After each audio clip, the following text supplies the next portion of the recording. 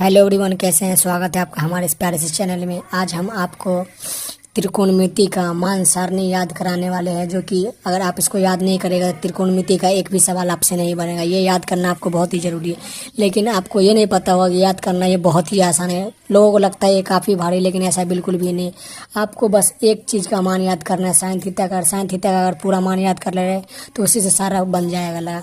तो चलिए हम आपको बताते हैं किस तरह से बनता है। जैसे यहाँ पे देख रहे हैं कि साइन थीटा का मान हमने पहले से लिख लिया है, तो आपको भी यही करना है, साइन थीटा का मान याद करके लिख लेना है। अब यहाँ से करना क्या है कि यहाँ से उल्टा गिनती चालू करना है। जैसे एक है 90 डिग्री का मान, तो यहाँ एक ये 0 डिग्री का मान आ जाएगा, तो यहाँ पे ये 1 हो जाएगा लगा। और यहाँ पे √3/2 है लगा, तो √3/2 आप यहाँ पे ऐसे ही लिख लेंगे। यहाँ पे √1/2 है, तो √1/2 आप ऐसे ही लिख लेंगे। और यहाँ पे 1/2 है, तो 1/2 को ऐसे ही लिख लेंगे। और 0 है, 0 को अगर उल्टेंगे तो ये अपरिभाषित हो जाएगा, और यहाँ पे 0 का 0 ही रह जाएगा। अब ये तो बन गया cos थीटा का हो गया। अब हमको tan थीटा का निकालना है। तो यहाँ पे जैसे उल्टा करके लिखे है, तो इसमें करना क्या है, इन दोनों को भाग दे देना है लगा। तो यहाँ पे 0 में 1 से भाग देंगे, तो यहाँ पे कुल ये दोनों को भाग दे देना। 0 में 1 से भाग देंगे तो यहाँ पे 0 हो जाएगा। आपको पता होना चाहिए किसी भी संख्या में अगर 0 से भाग देंगे तो 0 हो जाएगा।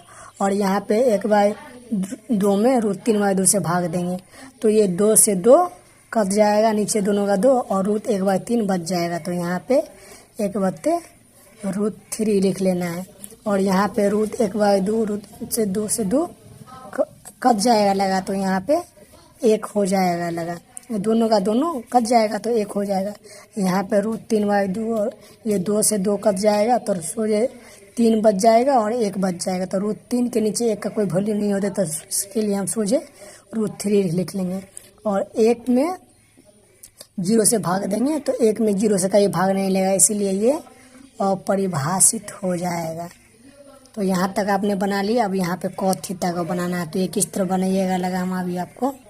तो अब यहाँ आगे cos थीटा को बताते हैं cos थीटा किस तरह से बनेगा। तो जैसे मान लीजिए cos थीटा में किए थे साइन का उल्टा कर दिए थे, वैसा ये cos थीटा में tan का उल्टा कर देना था। जैसे यहाँ अपरिभाषित है, तो यहाँ पे भी आपको अपरिभाषित लिख लेना है। और 3 का 3 यहाँ पे आ जाएगा, √1 का 1 आ जाएगा, और √1/3 का 1/√3 आ जाएगा, और 0 का 0 आ जाएगा।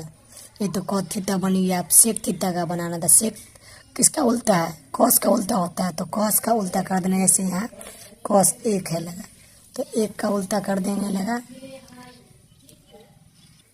1 को उल्टेंगे तो 1 ही रह जाएगा, तो यहाँ पे 1 हो गया, 1 हो गया। अब यहाँ देखिए √3/2 को उल्टेंगे लगा, तो 2/√3 हो जाएगा, 2/√3 हो जाएगा। और 1/√2 को उल्टेंगे तो यहाँ सोचे √2 हो जाएगा। और 1/2 को उल्टेंगे तो यहाँ पे सोचे 2 हो जाएगा। 1 का नीचे कोई 0 को अगर उल्टेंगे तो यहाँ पे अपरिभाषित हो जाएगा। अब अंतिम में cosec रह गया है, तो cosec किसका उल्टा होता है, sec का उल्टा होता है लगा। तो इसी तरह sec से बना देना है लगा। तो अपरिभाषित यहाँ यहीं से चालू कर देने से sec cosec sec का उल्टा होता है ना, तो sec का मान cosec में लिख देंगे। जैसे अपरिभाषित यहाँ है, तो यहाँ अपरिभाषित हो जाएगा। 2 है तो यहाँ पे 2 ही हो जाएगा, √2 का √2 ही हो जाएगा। और √3/2 को उल्टेंगे तो 3/√2 हो जाएगा, और 1 को उल्टेंगे तो 1 ही हो जाएगा। तो इस तरह से आपने देख लिया है किस तरह से ये मान सारणी को याद करना और किस तरह से बनाना। अगर इस तरह से आप भी बनाओगे तो ये बहुत ही याद करना आसान हो जाएगा, कि कोई भारी चीज़ नहीं है।